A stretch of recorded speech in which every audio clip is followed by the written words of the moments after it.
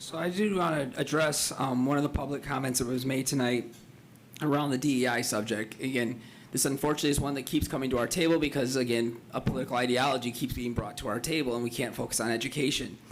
But the reference was to the case in which a student missed the bus and was walking to school and had, yes, knocked on a door and had a shotgun pulled on them.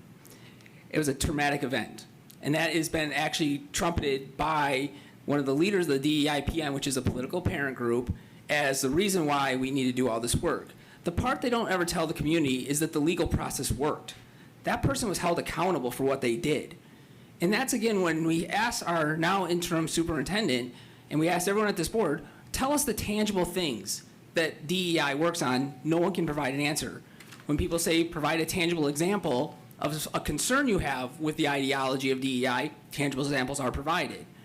That's the problem, and we can't have an honest conversation. We get the political narratives, oh, you're trying to ban books, like our interim superintendent trumpets as well, which again, just brings more division.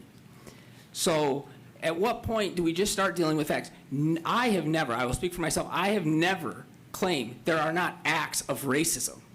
We've just said, let's deal with acts of racism, tangible issues.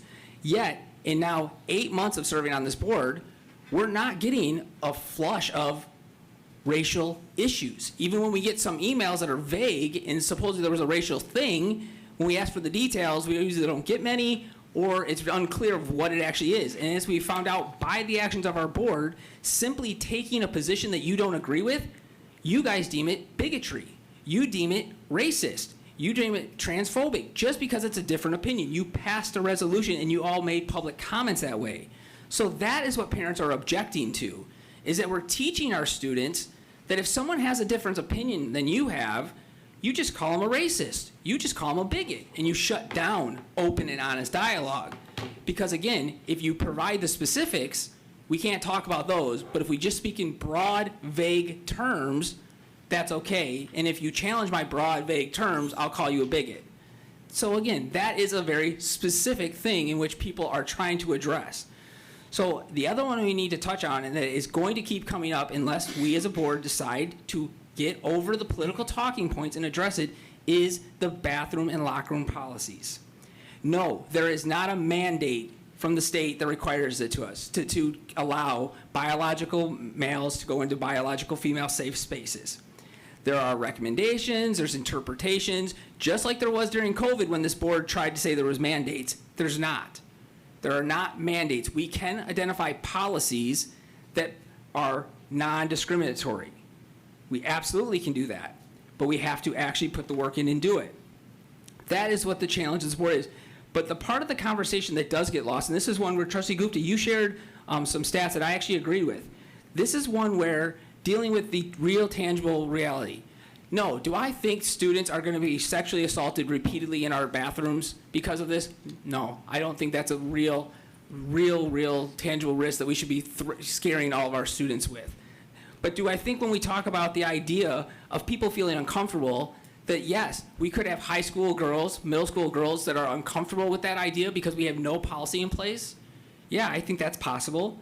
Do I think promoting gender confusion with kindergartners is a real issue? Yeah, I do think that's a real issue that we have to talk about. But we have to get to that nuance of detail and get past that part of both sides, again, in lack of a better term, wanting to fear-monger and find the worst of the worst. It is very much a nuanced conversation. In kindergarten, no, most of the bathrooms are unistalls. So we can have that conversation and acknowledge that's the reality. And so no, that's not the same conversation as when we want to talk about a middle school locker room.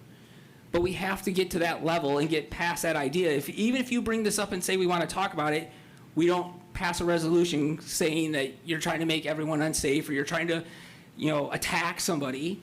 You just have a position that's different. And so, again, I'll continue to say that is what we're supposed to be working on. That is finding the right answer to the different problems we have, starting from kindergarten up to high school and recognizing they're all a little different. And we don't need to play to primal fears on either side of the political debate. It's just finding common sense solutions and not saying that we have mandates that we do not have. Mrs. Gupta? I have to respond to that.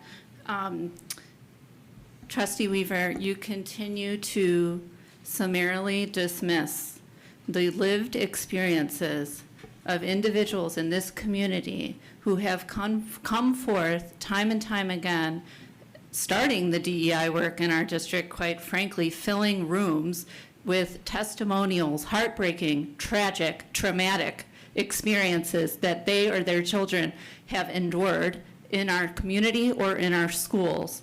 And for you to sit here and summarily dismiss that as some political ideology repeatedly, I will give you that you are a master manipulator with language. I will give you that all day.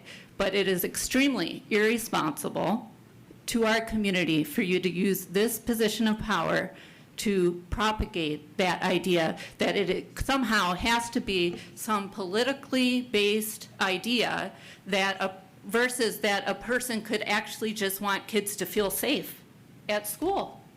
Why are you making that judgment call about everyone else who believes in this work, that they're coming to it from this politically nefarious ideological place versus the fact that I spend the majority of my time awake with children and adolescents who share their lived experiences and their parents who share their lived experiences, and that my approach to these issues and my passion about these issues is informed by those real lived experiences that you just continue to summarily dismiss as if you happen to know better on all of these things than their own lived experiences and what they can say for themselves about them. That is so irresponsible.